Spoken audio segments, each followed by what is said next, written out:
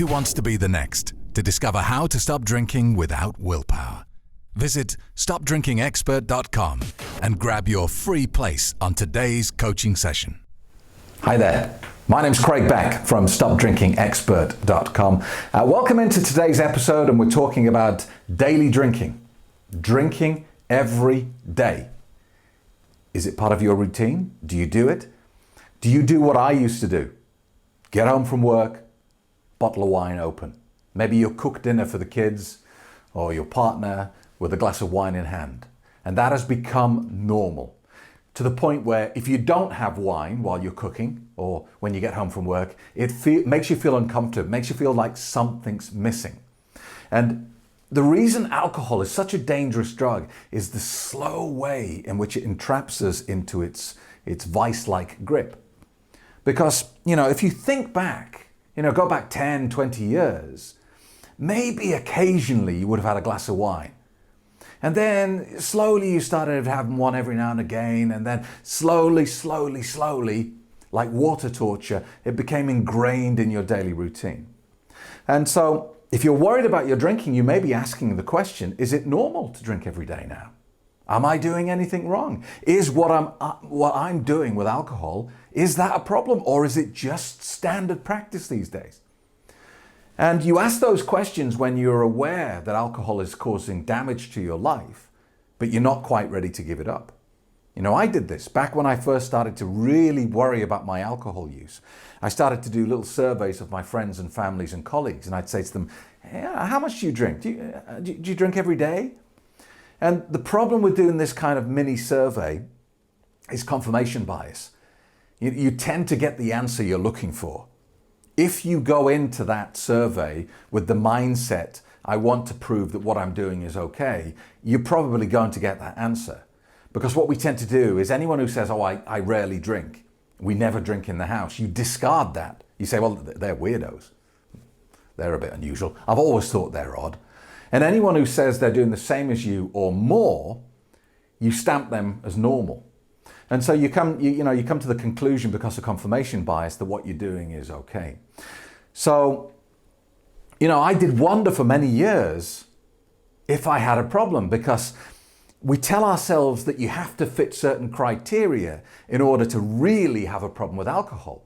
I used to say to myself, well, I never want to drink first thing in the morning, so therefore I can't be an alcoholic. I'm never missing work because I've drank too much the night before. I never have blackouts. I'm not letting my family down. I'm not doing this and I'm not doing that. So therefore, I can't have a problem with alcohol. And we tell ourselves all sorts of stories. We say things to ourselves, well, hey, there are worse drugs out there to do. At least I'm not doing heroin. Or even, at least I'm not smoking, because that's really bad for you. This is my only vice, so therefore it's okay. And you can tell yourself these stories, and they'll work for a little bit.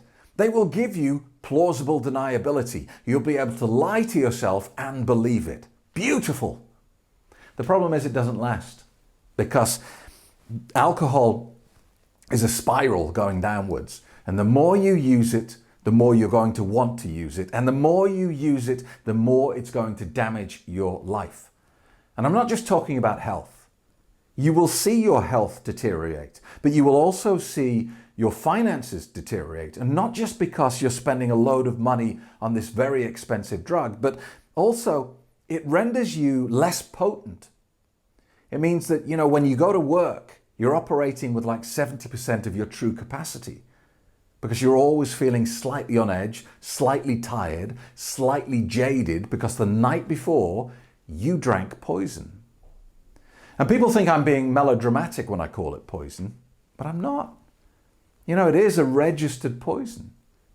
And drinking wine, doesn't matter how fancy the bottle, doesn't matter how much you paid for the bottle, it's still diluted poison. And when you break it down like that and you ask yourself, is it normal to drink diluted poison every day? There is only one answer. Of course it's not. And it doesn't matter that all your friends do it. Even if you go out today and you ask 10 of your friends, do you drink alcohol every day? And they all say yes, and there's nothing wrong with it. That has no bearing on what alcohol is going to do to your life. You know, I always say that drinking alcohol is like playing Russian roulette. You know Russian roulette, the fabled story where you put one bullet in a gun. It's got 6 chambers and you put it to your head and you pull the trigger and you've got a 1 in 6 chance it's going to blow your brains out. Well, it doesn't matter if you play Russian roulette on your own or if a gang of 10 of you play it. The odds remain the same. They don't change. There is no safety in numbers with Russian roulette. The odds can't change. It's fixed. And the same is true of alcohol. There is no safety in numbers, whether you drink on your own at home every night or whether you're in the pub every night drinking with 100 other people. The odds of something terrible happening to you and your life being dramatically shortened remain exactly the same. So, you know, a lot of people avoid thinking about whether their drinking has strayed into problem territory. And they want a clear-cut answer as to whether they do have a problem or not. And some people come to me and they say, well, I'm drinking this much. Do I have a problem? Or I don't drink during the week. I only drink at the weekend, but I binge drink on a Saturday and Sunday. Do I have a problem? Or they say things like, you know, I can go 3 months if I want to without drinking, but then I start again. Do I have a problem? And I guess a lot of them want me to say, well, from what you've said, sounds like you can carry on. Carry on drinking attractively packaged poison because you have got it sussed. And I've never, ever had anyone where I felt that was the logical answer to them. The only occasion that I got close to thinking that was at San Francisco Quit Drinking Boot Camp. And there was a guy came along, I think his name was Ralph, and he was 75, 77 years old. And at the start of boot camp, we go around the room and I ask people to say, you know, what's brought you here today? Tell me about your drinking. Tell me about what it's done to you. What's made you travel hundreds or thousands of miles to spend the day with this strange British guy talking about alcohol? And we got to Ralph and I said, Ralph, tell me about your drinking. He said, well, I'll tell you. He said, every day for the last 40 years, I've had 1 miniature of vodka. 5 milliliters in a miniature. I said, right, okay. I said, are you sure you're in the right room? He said, yeah, definitely. He said, I've traveled 2,000 miles to be here today. And that was the only time when I thought, you know what, I think you're probably okay. Because he's been for 40 years, every night, 1 miniature of vodka and that's it. And I said to him, Ralph, I said, why are you here? And his answer is the definition of whether you have a problem with alcohol or not. He looked me in the eye and he said, because it makes me miserable. He said, I hate it. I hate it. Every morning I wake up and I hate myself for being so weak that I couldn't not do that. He said, it's not an option for me anymore. I have to have that vodka. And he said, and I hate myself for it. It's the only part of my life that I'm out of control and it makes me miserable. And that is the answer.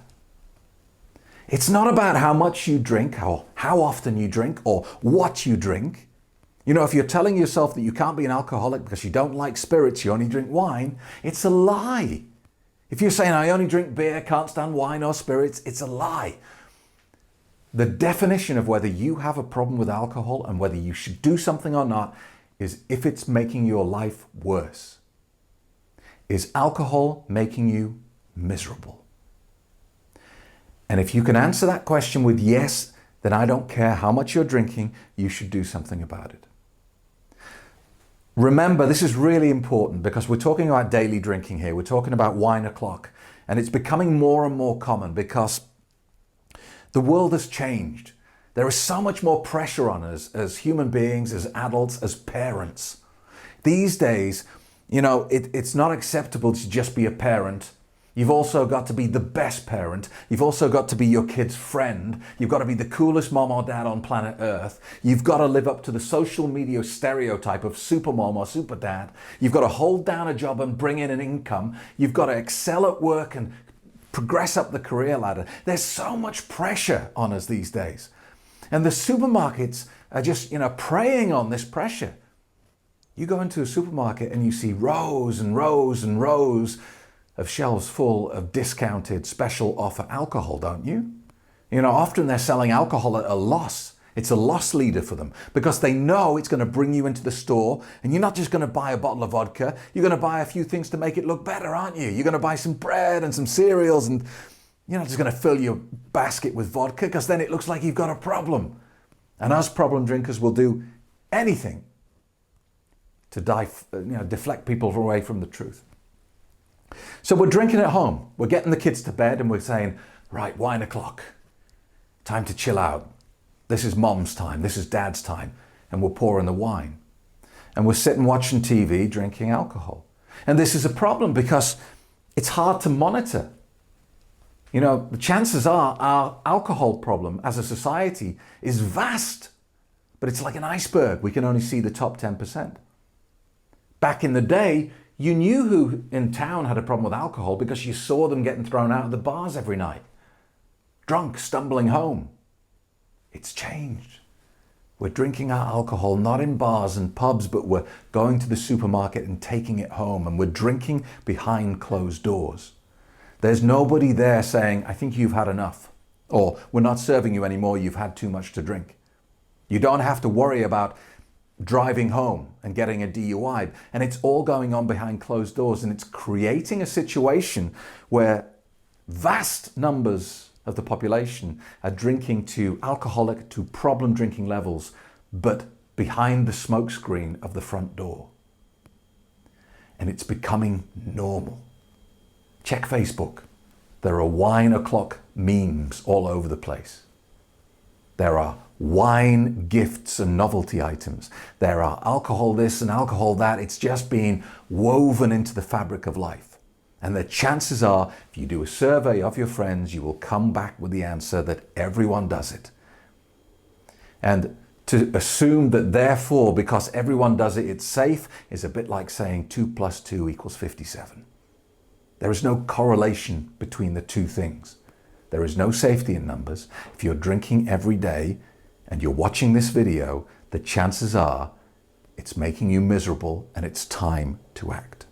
Because trust me on this, problems with alcohol never get better on their own. It is the nature of the drug that you will slip further and further into the loop. And so I encourage you, if you're worried about your drinking, to make today the day you do something. Just take my free coaching session. Go to the website, stopdrinkingexpert.com. I'll even give you a copy of my best-selling book, Alcohol Lied to Me, as a free gift for turning up. That's it. But at least keep watching the videos, like and subscribe to my YouTube channel, read the good books, get the truth into your head. And don't rely on that confirmation bias that says that what you're doing is okay. I hope that helps. Any questions, please drop me an email. Always happy to help. Thank you for being with me today. See you in the next episode. Imagine no more hangovers, no more mornings of guilt and regret, and no willpower required to get there. Really consider this because it's different. It's different to anything you can find out there, and it gives you real mental freedom from the clutches of alcohol. Get my best-selling ebook free today at stopdrinkingexpert.com. Without a doubt, if you can make it happen, if you can find a way, if it's something that you feel the heartstrings pulling, that you need to make a change in your life, then you need to pull out all the stops. Pull out all the stops to make it happen and be here. It's just so worth it. Why did I waste all those years? Being in my middle 60s now, I wasted so many years drinking. Find out why this is the net's only 5-star rated quit drinking solution. And get your free ebook today at stopdrinkingexpert.com.